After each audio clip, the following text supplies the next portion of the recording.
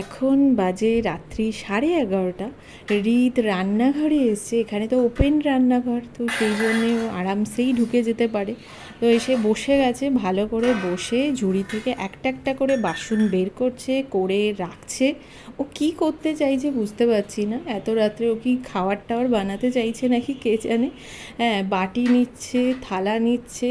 হ্যাঁ, এইটুকুতেও হচ্ছে না, আরও ওই ভেতর থেকে বের করছে, একটা একটা করে বের করছে সব। ও মনে হচ্ছে পুরো ঝুড়ি আর কিছুক্ষণের মধ্যেই সাফ করে দেবে, সব নিচে রেখে দেবে। হ্যাঁ, ও আমার কাজ বাড়ানোর জন্যে উঠে পড়ে লেগেছে।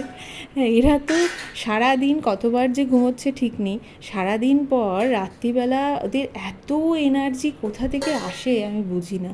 হ্যাঁ, আমরা তো আর এতবার ঘুমোই না, তো আমাদের তো ঘুম পাবে সারা দিন পর।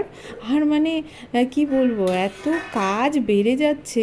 এই যে এই দেখো না, আরও বের করছে। একে না বললে ছাড়বে না, এই যা শুরু করেছে, মানে সারা ঘরের যা অবস্থা কি বলবো। এই যে হয়ে গেছে, এদিকের কাজ শেষ, এবার ও টিফিন বক্স নিয়ে চললো, কোথায় চললো জানি না। হ্যাঁ, ও ও আটকে গেছে, দেখো না, খালি মজাটা দেখো।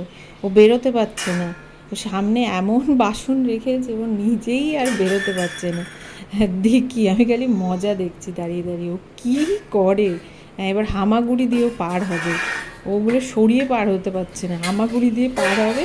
হয়ে এই যে টিফিন বক্স নিয়ে এই যে দৌড়ালো।